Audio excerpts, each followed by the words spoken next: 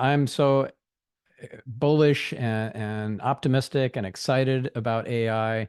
Some folks are kind of fatalistic about it, and I see everything as a blessing, everything as coming from the light. So yeah, with that kind of certainty, I'm not worried about Mad Max or Terminator or any of that sort of stuff. I'm excited to uh, utilize these amazing tools for the benefit of humanity, for your customer base, and so forth. So, with that as kind of my underpinning, let's dive in to see how we can utilize AI in increasingly more creative capacities using better prompts and better tools and a combination of different tools and strategies that you may not have ever heard of before. So, let's dive in.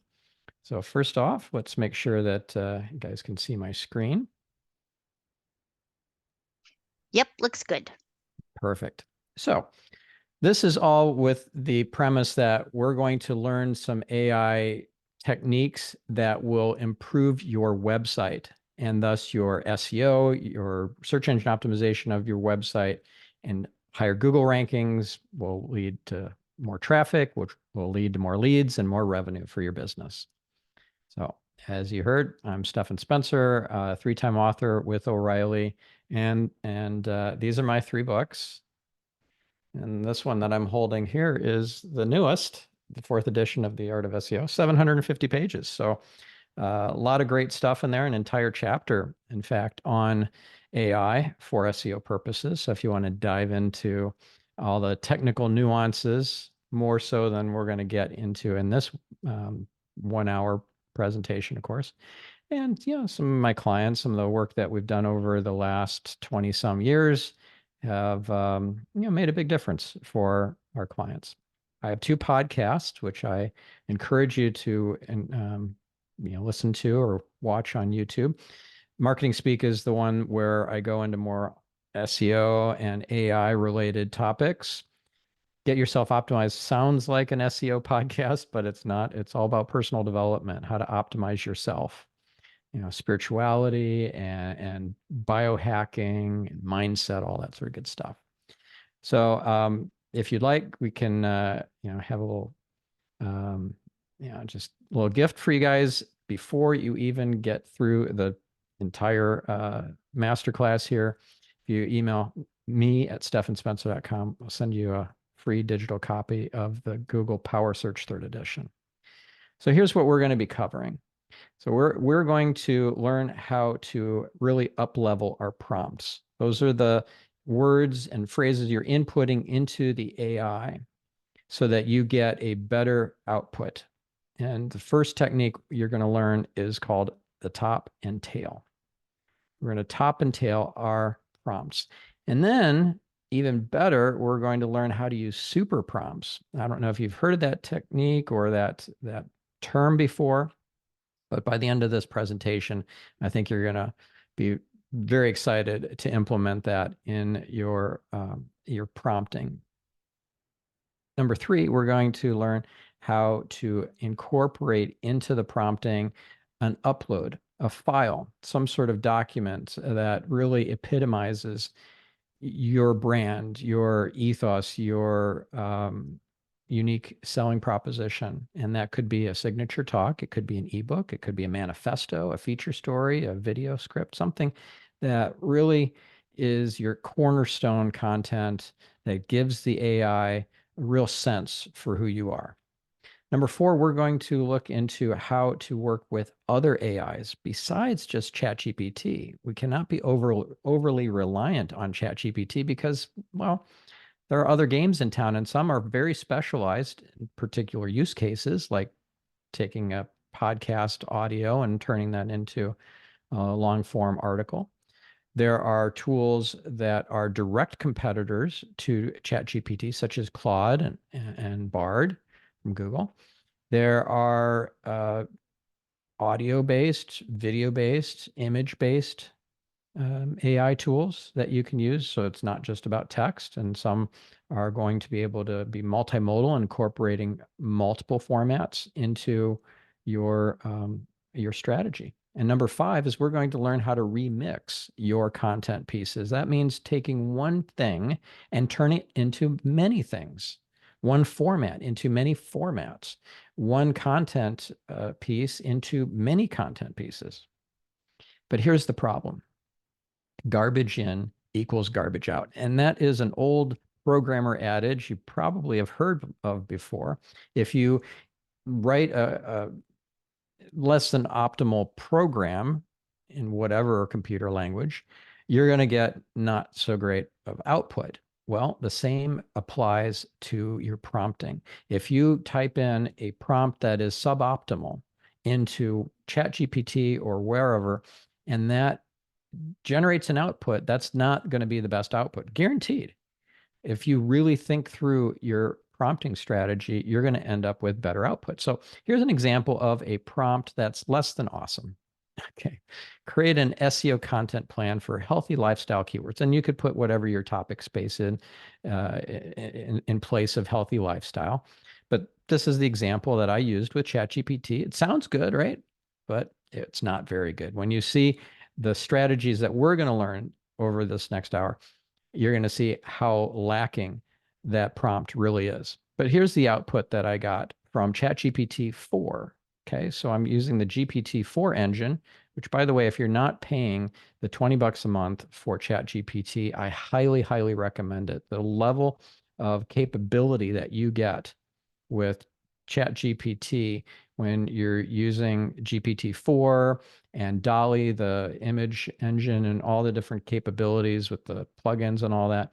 Some of the features you can get with the free version of ChatGPT, but it's just far and above better for your workflow and the outcome that you're after to just pay the $20 a month. So this is using ChatGPT 4. And even though I gave it a pretty clear prompt, this is terrible output. Let me give you an example. So here we go with under competitor analysis. Look at what content is already ranking for your chosen keywords. That is useless. That's not a content plan. That is just glaringly obvious that you look at what content of yours is already ranking and content of others that's already ranking for the keywords you're trying to target. Not great. So here's how we improve on that. Tip number 1 is to top and tail your prompts. Let's see how that looks like in practice. So let's say that you're trying to write a piece of content because you're trying to build out your website, have lots more content, more valuable content. So we're going to use the AI as a first draft tool. We're not going to just trust that it's 100% accurate because there are these things called hallucinations that are, it's essentially mistruths that the AI can spit out. If it doesn't have a good source for a statistic or a study, it can just make it up because it's essentially just an autocomplete. It's what's the next word? What's the next word? What's the next word? And it's making words up. It's making studies up and statistics and so forth. So it's a first draft tool, but you'll get a much better first draft if you top and tail your prompt. So here's an example of a top. Act as expert copywriter Gary Halbert, or expert copywriter Jay Abraham, or Claude Hopkins. You're going to give it a role, and a person, ideally, if you have someone, I think will improve it even better. Okay, so this is if you want to create copy with ChatGPT or with another AI. Another is to tail that prompt with something like a target audience that you're targeting. So financial advisors might be your target audience. So if you say, and my target audience is financial advisors, you'll have a much better prompt. And I need to give credit to Peter Swain for this terminology of top and tail and for the strategy, because that's where I first heard it. And incidentally, I have a great interview of him on my Marketing Speak podcast. It's pretty recent, so it's relatively up to date information, and it is really quite practical, immediately accessible. So let's go on to the next one. So and give me just 1 second. I'm having a little technical issue here. 1 second.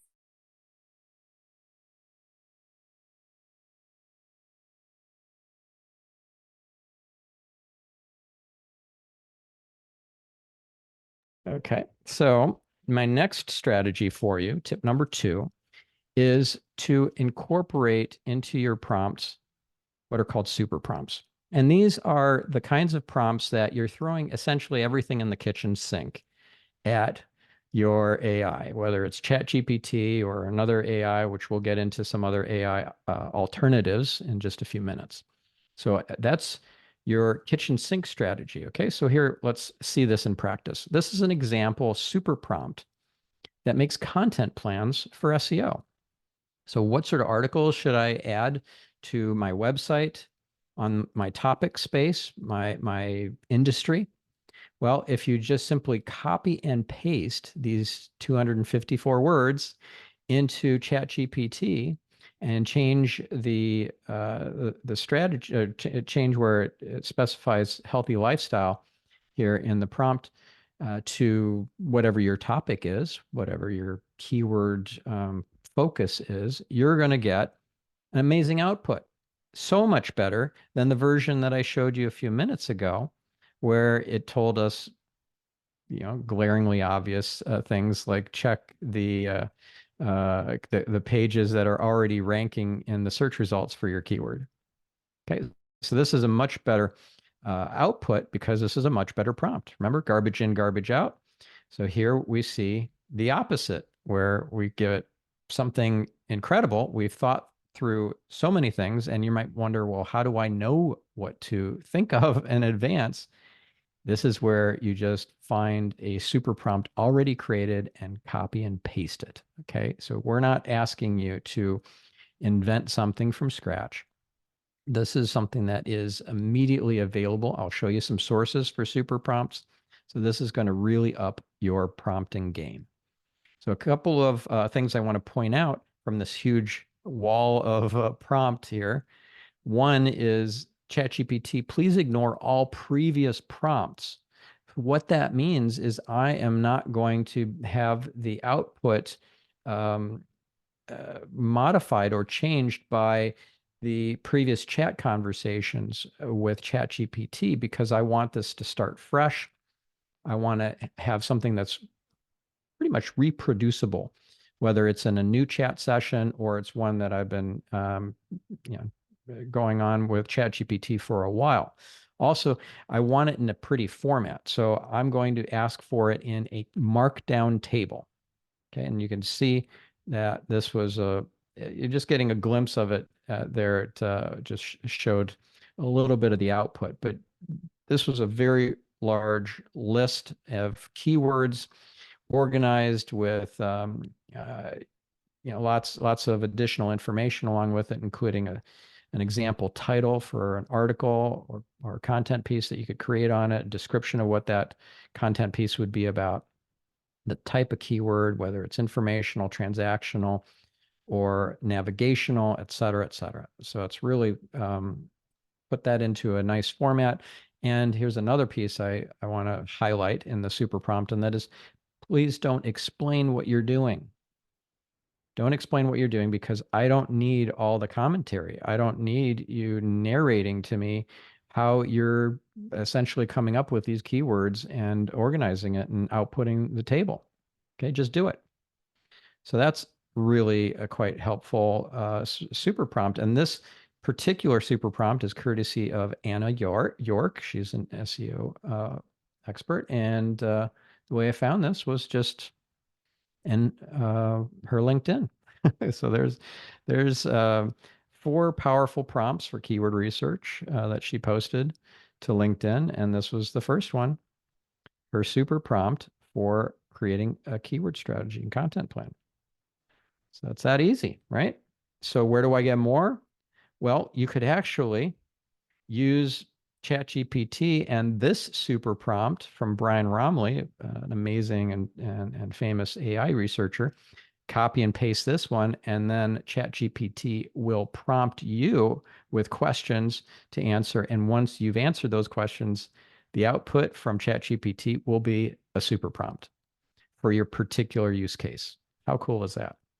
So you can get this particular super prompt from Brian's Twitter, or even better, from his website, readmultiplex.com, which has a plethora of amazing super prompts and strategies for prompt engineering, for creating much better prompts for AI. So let's take a quick look at what that website entails. So we're going to go, first of all, to his Twitter, to his X account.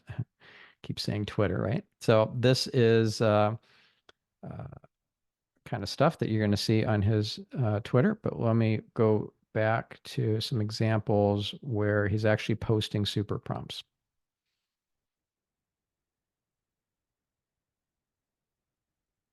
Okay, so go to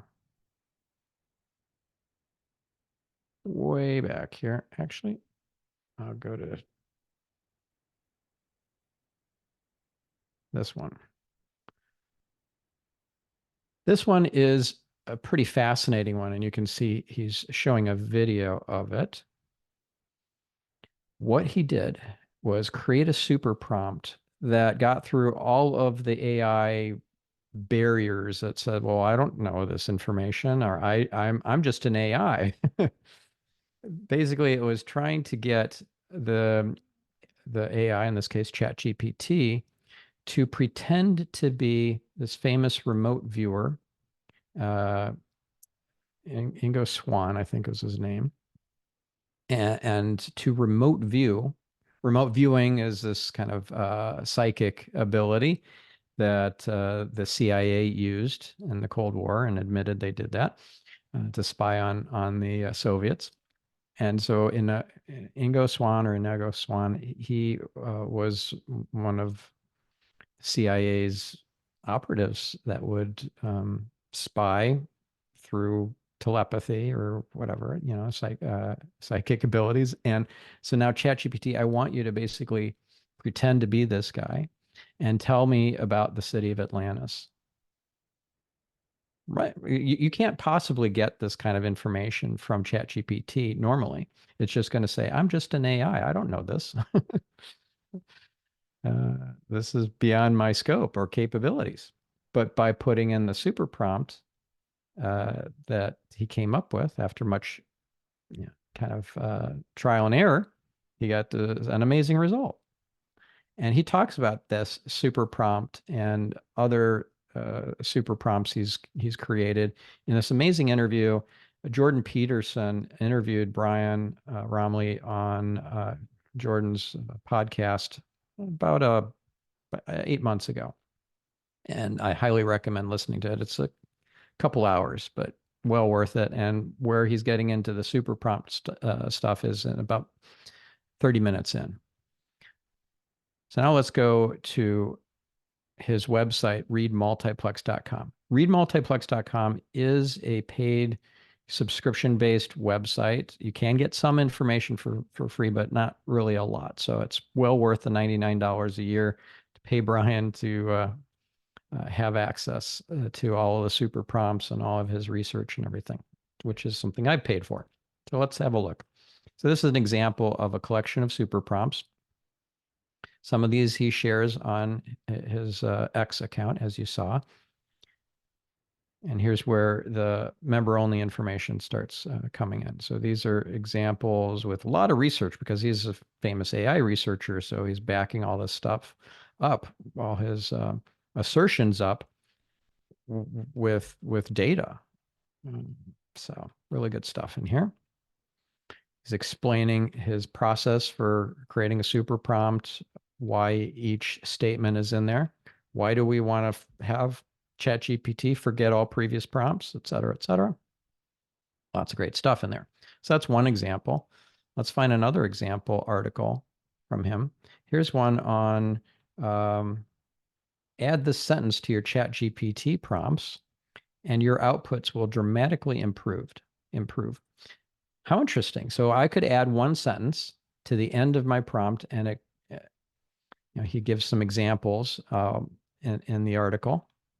But one example would be, this is very important to my career. Just adding that sentence at the end as a tail. You learned about top and tail, so you could add this as part of your tail. This is very important to my career. Or getting a correct answer to this request is very important to my career. That will potentially dramatically improve the output. Almost certainly it'll improve it, but dramatically in many cases. How cool is that? So that's multiplex, readmultiplex.com. Another source for super prompts. So besides his paid service or his Twitter account, which has a lot let's check out another one. Okay, this is a fascinating one. He created a web browser that can go into the past and the future. That's a text-only version. So that's the super prompt. You paste it in, he figured out. And the only output it's allowed to give is what looks like a simple text-based web browser.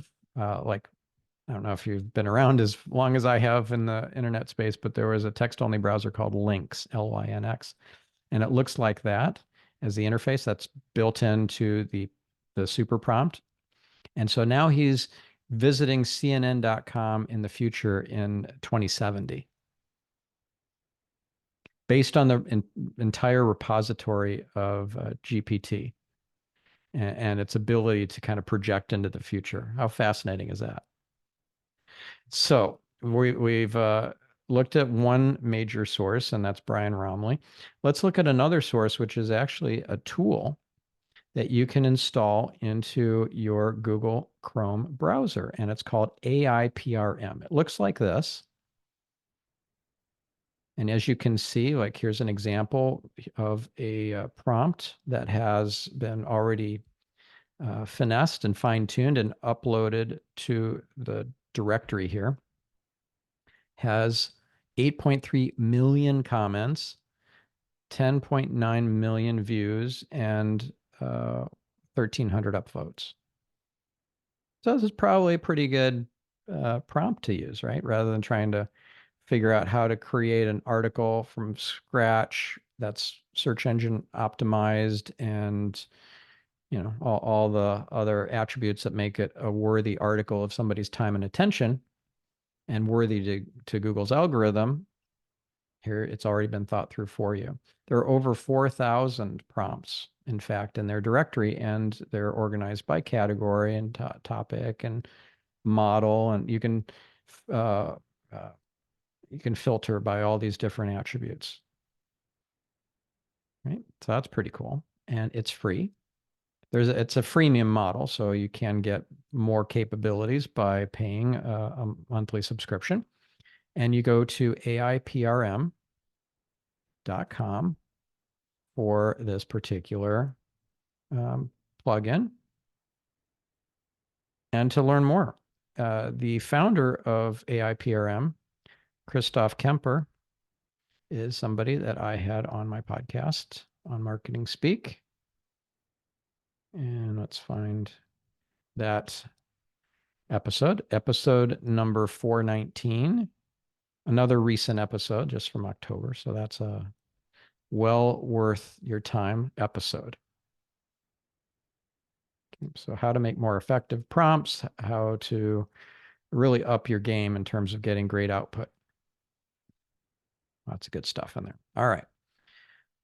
So that's the AIPRM Chrome extension. Tip number 3 now is to feed the AI your very best stuff. Well, what do I mean by that? If you are, let's say, Joe Polish, very famous marketer and super smart guy, founder of Genius Network. Well, he has a very successful, actually the top selling program on Nightingale Conant of all time. They're top performing information product, and it's called Piranha Marketing. So what if you're Joe Polish, you upload a transcript of that amazing training, whatever that signature piece of content is that you have. Maybe it's a signature speech, okay, a TEDx talk or a TED talk. Maybe it's an interview, like a cover story, a feature story in a magazine, some sort of expose. Here, for example, let's say you're Dave Asprey, the famous biohacker. He had a cover story in Men's Health magazine. You may not even have your website live yet or a new version of it live yet, but yet you can upload that mock-up to ChatGPT or some other certain other AIs we'll talk about later.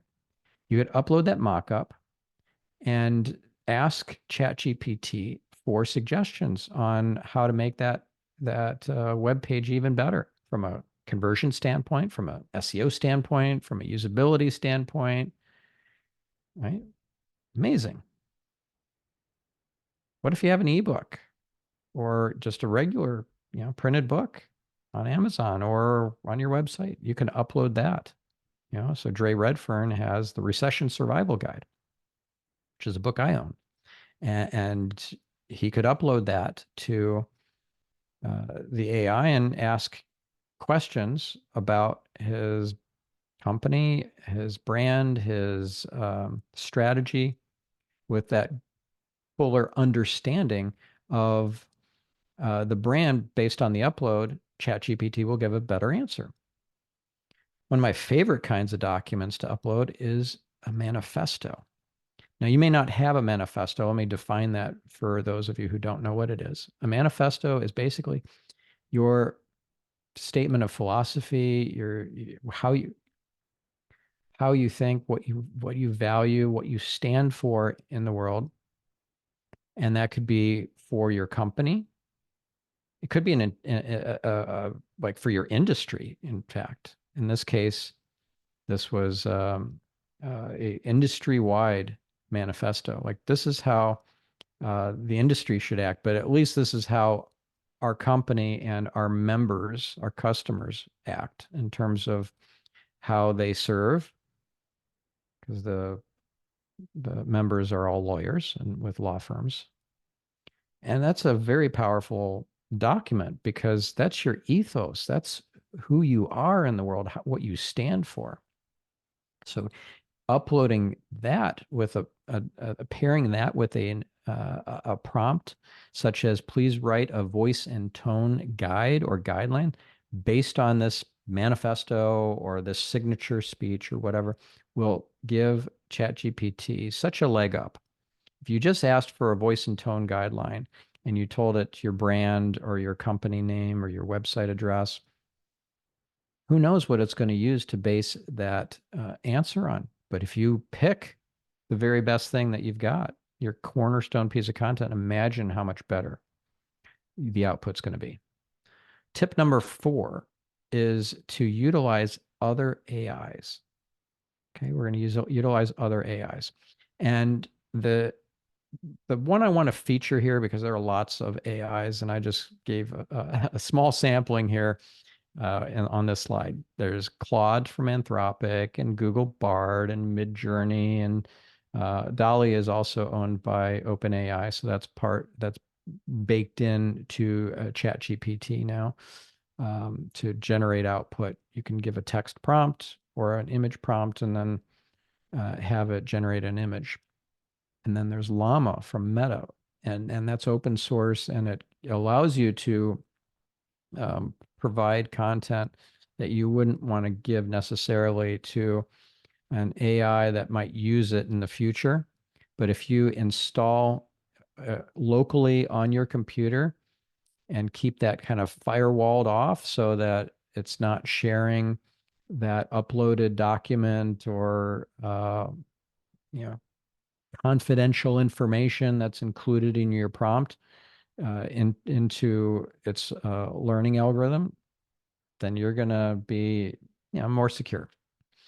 So let's focus in on one particular AI here, and that's Claude.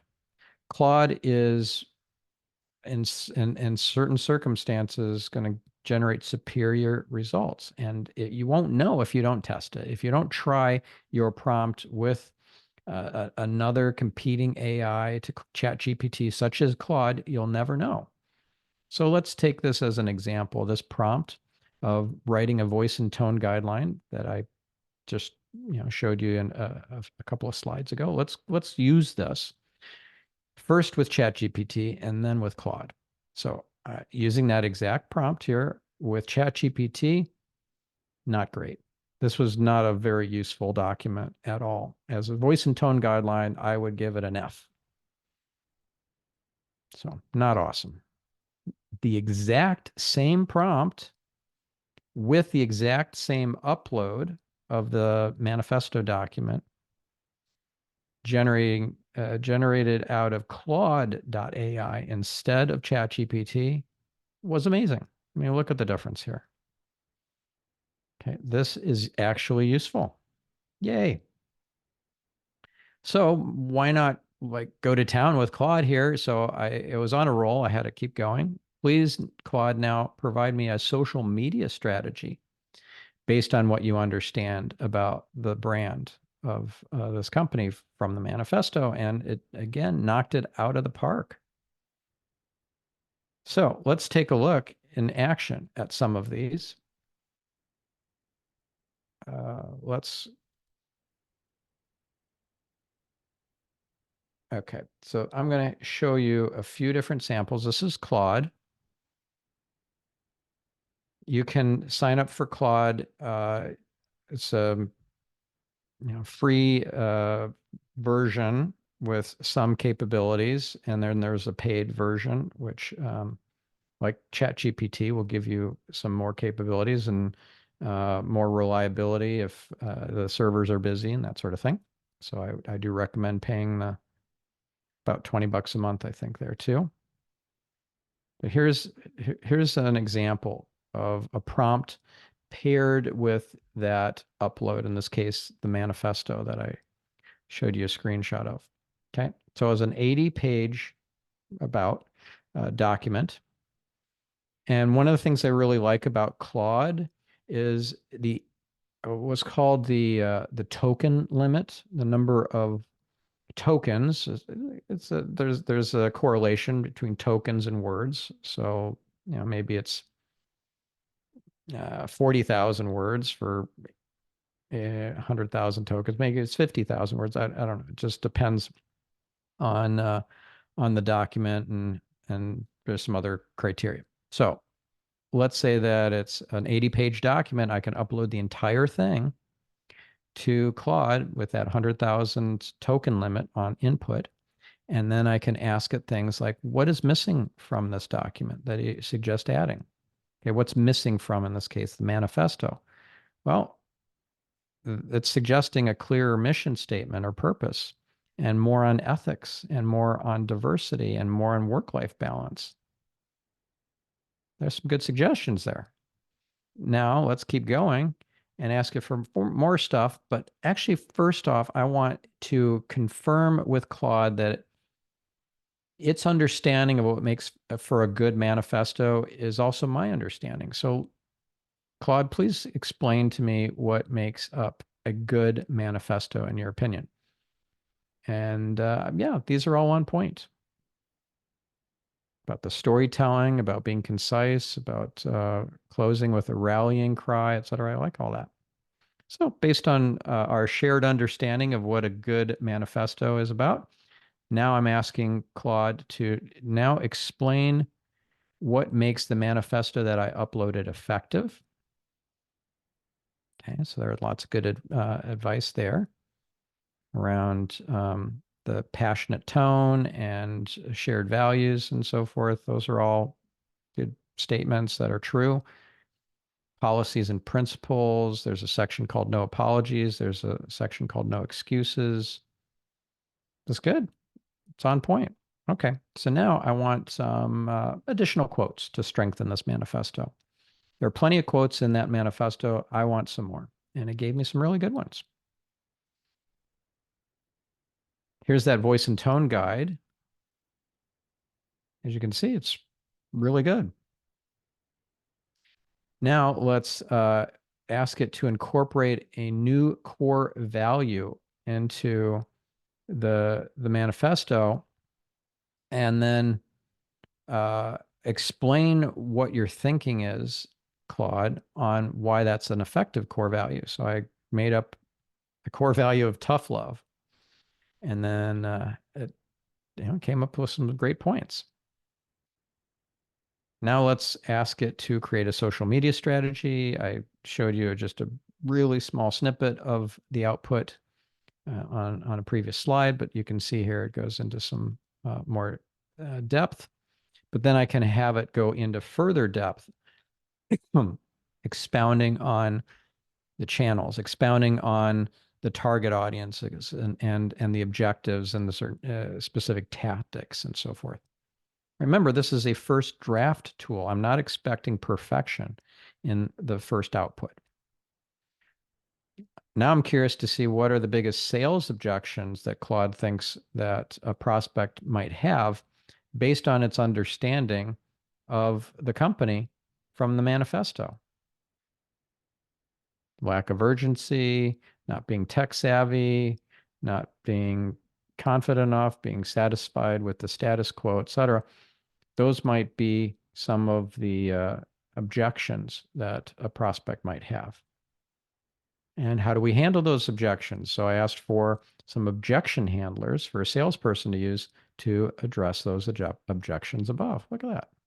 Great stuff, right? So this is all not just related to the manifesto itself, but related to the company and the brand and its target audience and its existing customers.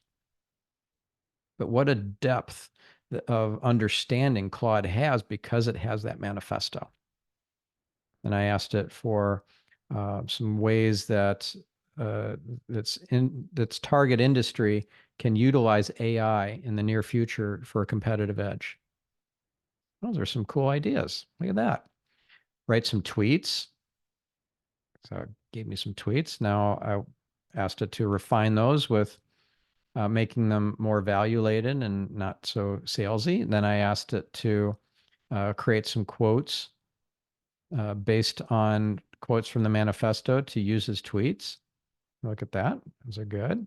Now, then I asked it to create some viral tweets, not necessarily quotes from the manifesto at all, but just in in line with the kinds of quotes that you would expect from this company. And those are some really good quotes. Here's an example. Don't count the days, make the days count. That's from Muhammad Ali. I like that. One of my favorite quotes, this one's from Gandhi. You must be the change you wish to see in the world. All right. So that gives you a sense of Claude and its capabilities. So let's go back and see now what our next and final strategy is, which is to remix. Remix means that we're going to take one content piece and turn it into many. In the example I'm going to show you of taking a podcast, we're going to turn that podcast into many articles. Okay, so if you have a podcast with many episodes, we could create many articles. If you have been on podcasts as a guest, but you have not launched your own podcast show, that's fine too. You can use that. Right. So if let's say that you've been on 10 different podcasts as a guest, you can turn those into articles, those interviews. How about taking a podcast and dubbing that into other languages? Right. So let's say that you're a native English speaker. You don't speak German, French, or Italian, or Arabic, or whatever. You're able to translate that podcast episode into other languages, and even better, you can translate and dub the video into those other languages. And then we can also create an entire online course based on the podcast. Wow. Like even just a single episode. So we're going to see how to do that in more depth over these next few minutes. So here's an example of an our article that was created from a podcast audio. Pretty substantial, right? So let's look at that in more depth.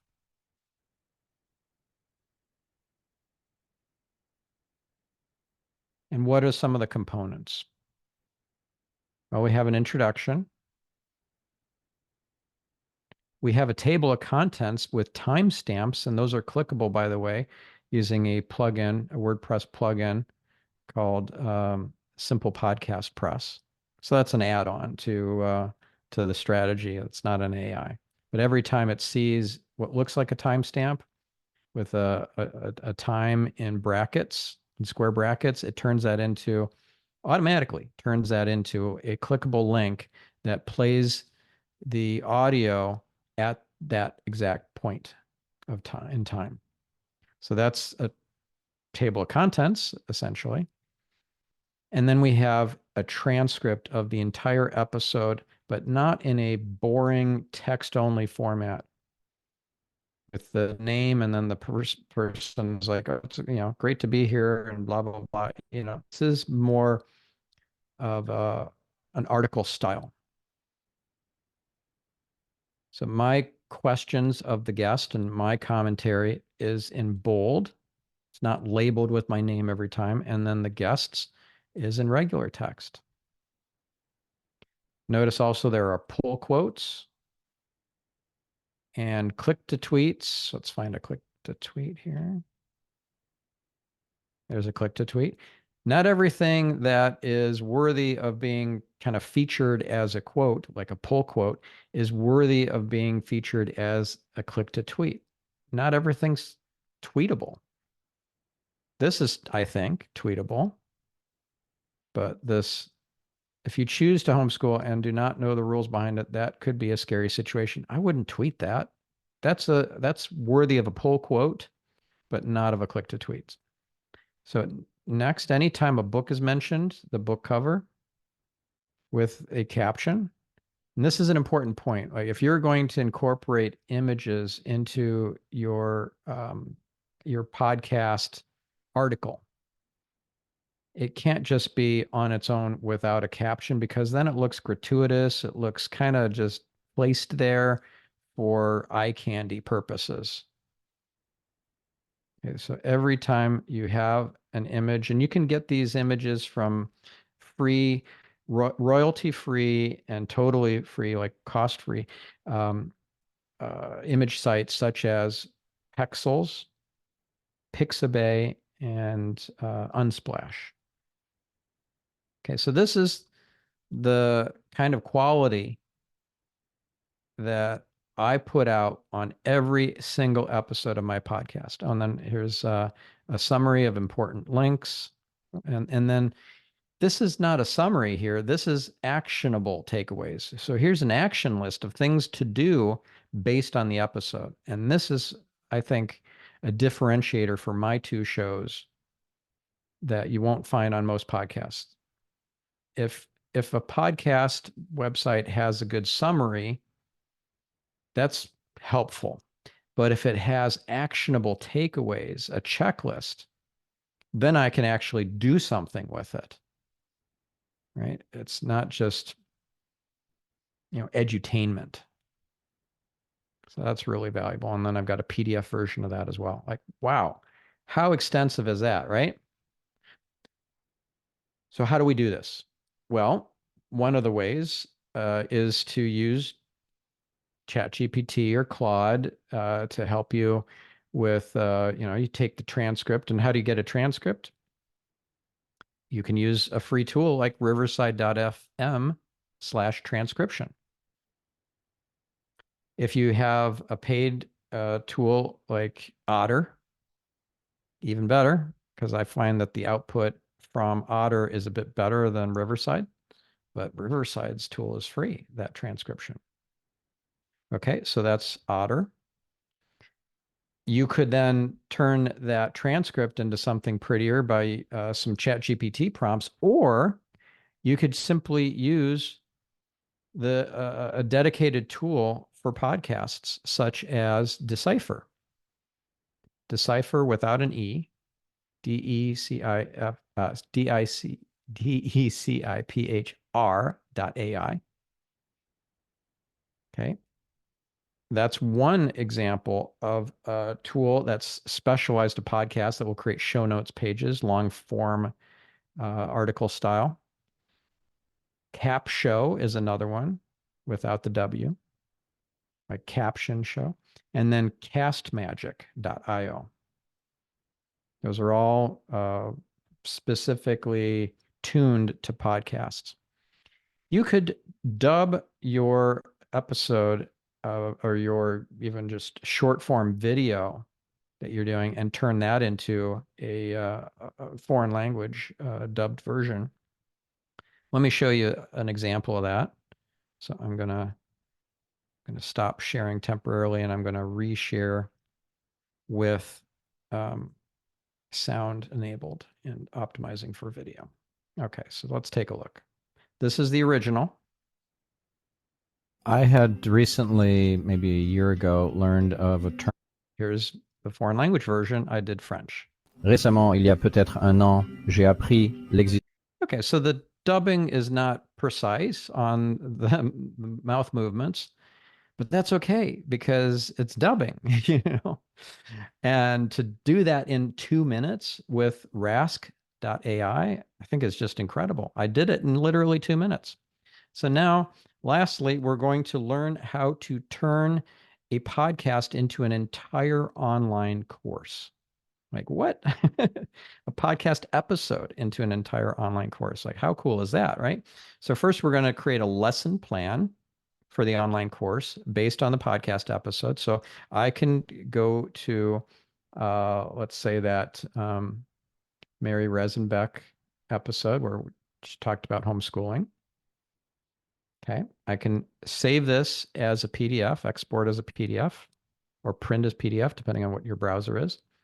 I can then upload that to Claude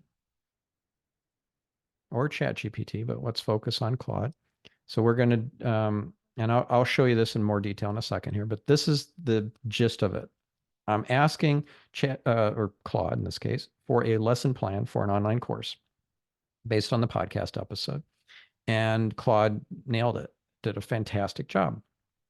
3-module video-based online course with a lesson plan that included learning objectives and activities and key learning points.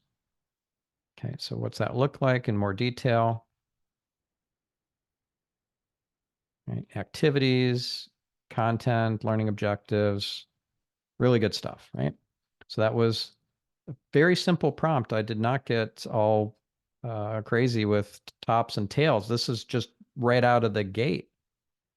And then I asked it to create a multiple choice quiz. And of course, you need to fact check it. It did a fantastic job. These were all great things from the episode.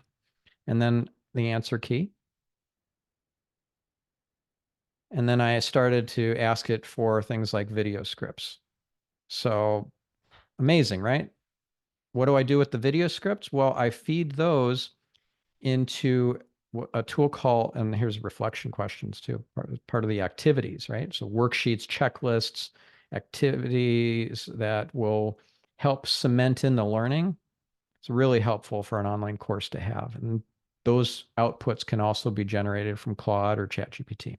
Check this out. So I used a tool called 11 Labs, which takes a sample of my audio of like say 5 minutes of me speaking and creates a let's say a narration of whatever I give it. Let's say the module 1 video script. And here, let's see what that sounds like. Hello and welcome to Module 1 of our course on homeschooling your children. In this video, we'll provide an overview of homeschooling and discuss some of the key benefits. Hello and welcome to... That is amazing. Like, I played it for my wife and she's like, I can't tell the difference. That's spooky. That's really crazy. So that's a tool called 11 Labs. And yeah, so check it out. You can upload some samples of your audio, and within minutes, you can generate those kinds of spookily, seemingly similar to your own voice type narrations.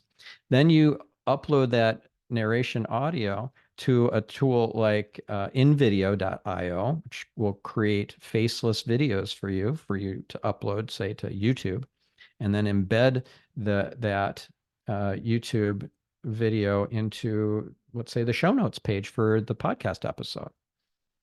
Amazing, right? So I can take that 11 Labs narration file that was spookily accurate, add that as the audio track, and then use InVideo to add things like stock video, stock photography, animations, transitions, all that sort of stuff, all in a very almost completely automated way, right? So I can tune it and finesse it, but 90% of the work is done for me. This is a great tutorial on using InVideo from Buildapreneur. So highly recommend you, and if you're interested in this, spending the 15 minutes watching that particular tutorial video. So in summary, here's what we learned. We learned how to top and tail our prompts. We learned how to use super prompts, which are even better. We learned how to feed the AI with something that epitomizes your brand, your ethos, your position and unique selling proposition. We learned how to work with other AIs, not just ChatGPT, right? There's a big world out there. There's Claude, as you saw, like was outperforming ChatGPT for many of these queries or these requests. And then finally, remix your content, create so many amazing things that would normally take manually tens or potentially hundreds of hours to produce on your own. And the first draft, that's 90 some percent of the way there with just some tweaks and some fact checking, can just really up your productivity and the kind of output that you generate into your website, which then yields a much more effective website, much richer and deeper with valuable content, which thus leads to more traffic from Google and even more leads for your business. Like, how cool is that? All right, so I'll take questions here for the last few minutes. So Thank you so much. This has been great. Okay, I have questions for you. When you ask to respond like a specifically named expert, don't you run in greater risk of copyright infringement? yeah, great question. So if you use a tool like Copyscape, which is a free tool, you can paste in, I mean, there's a freemium model to it, so you could pay, but you can just paste in the text that was generated and see the score on whether it's appearing to be taken from it somewhere else. I'd say that there is a very limited likelihood that you'll be scored poorly with that tool. But if you want to mix it up a bit more, you could include several experts. So act as let's say, a copywriter, an expert copywriter, such as Jay Abraham, Gary Halbert, or Bob Lai, a combination of these. Sorry, thank you. Had to find the unmute. Perfect. Is there a limit to the number of words you can use for a super prompt? Can you chuck prompts? Yes. So if you are incorporating into the prompt an example of your content piece. So for example, let's say you want to generate I don't know, a newsletter, and you give it an example newsletter, just copy and paste the text of that in, that counts as part of the input token limit. And then if you, depending on the AI that you're using, whether it's ChatGPT or Claude or Google Bard or Llama or whatever, they each have output limits too. If you're not getting enough of an output, let's say you're generating a video script and it was too short, but it didn't hit the output limit, then you can tweak your prompt and say, well, that was too short. I need one that's at least 1,000 words. And you can also chunk or break down the job into multiple pieces. So instead of writing an entire ebook all at once, you're going to get better output if you have it write chapter 1 first and then chapter 2, or maybe, the first section of chapter 1 based on the outline that it generated.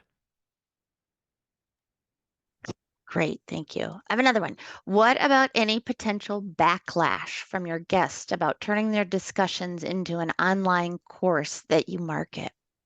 Oh, so here's a great, this is a great question because you need to operate in integrity. So I have not launched any of these online courses yet, but what I intend to do when I do is to send the guest the audio, video, all transcript, all the sort of stuff that I generated before publishing it. Ask, first of all, for permission, give them permission to reuse it for their own purposes, post it to their own YouTube channel and own website and so forth. And then ask them if they're interested in learning more about how I did it, what sort of prompts and tools I used to generate it. And even if they say, no, I'm not interested and I'd prefer you not publish it, okay, that's fine.